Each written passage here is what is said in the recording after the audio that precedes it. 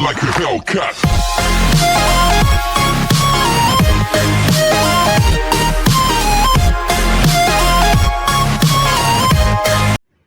First part में हमने देखा है कि नानी नाम की एक लड़की होती है जो लुक वाइज अगली होती है, जिसकी वजह से उसे काफ़ी ज़्यादा प्रॉब्लम्स फेस करनी पड़ती है।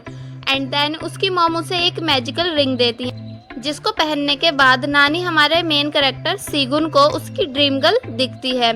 फिर बस दोनों एक दूसरे को डेट करना शुरू कर देते हैं, बट एक एक्सीडेंट के चलते नानी से मैजिकल रिंग खो जाती है और तभी सीगुन के सामने रियल वाली मीजू आ जाती है, जिसको देखने के बाद नानी शॉक हो जाती है। तो अब आगे।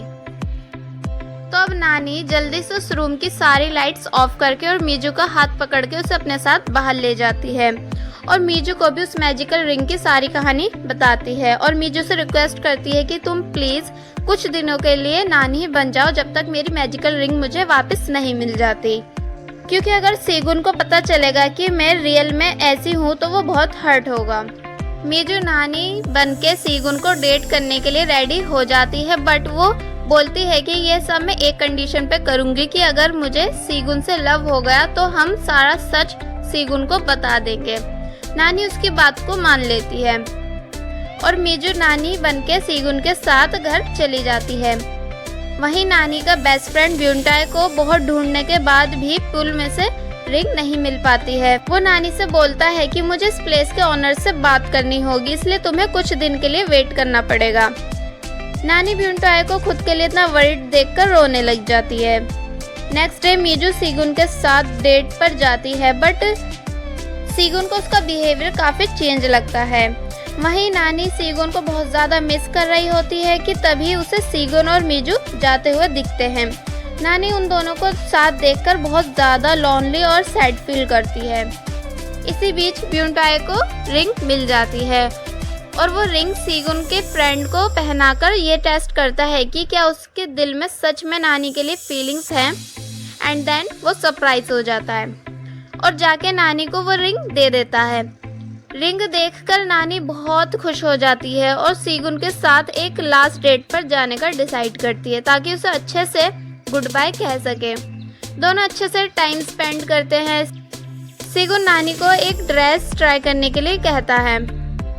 कोइंसिडेंटली मीजू भी वहीं होती है और सेम ड्रेस ट्राई करने गई हुई होती है। तो जैसे ही मीजू और नानी चेंजिंग रूम से बाहर आती हैं, तो दोनों एक दूसरे को देखकर शॉक हो जाती है। सीगुन दो नानी को देखकर कंफ्यूज हो जाता है।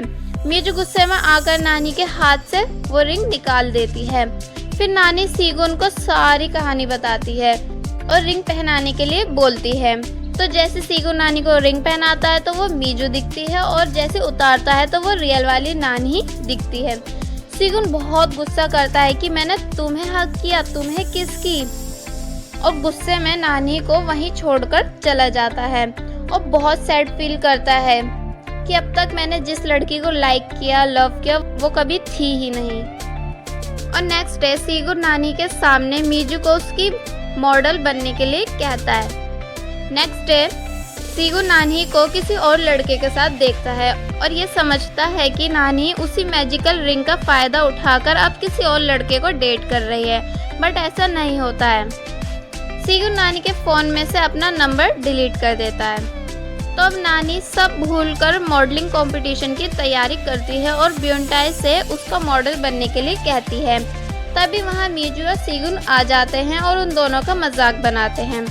तो ब्यूंटाई नानी का मॉडल बनने के लिए रेडी हो जाता है और मीजू भी सीगुन की मॉडल बनने के लिए रेडी हो जाती है। तो अब दोनों ही साइड से कंपटीशन का लेवल हाई हो चुका है। इसी बीच जब नानी ब्यूंटाई का साइज ले रही होती है तो सीगुन बहुत ज़्यादा जेलस फील करता है। फिर नानी और ब्यूंटाई लंच करने के लिए चले जाते हैं, जहां ब्यूंटाई नानी से अपनी फीलिंग कन्फेस करता है, बट नानी लाइक शॉक। तो ब्यूंटाई नानी से बोलता है कि तुम मुझे फैशन कंपटीशन के बाद आंसर दे देना। वहीं दूसरी तरफ सीगुन को पता चलता है कि उसकी मॉम उसके कंपटीशन में नहीं आने वाली है, तो वो बहुत ज़्यादा अपसेट हो जाता है बिकॉज वो अपनी मॉम से 7 साल के बाद मिलने वाला था। तो अब मीजू कहाँ किसी के दुख में साथ देने वाली लड़की होती है, तो वह सीगुन को अकेला छोड़कर चली जाती है।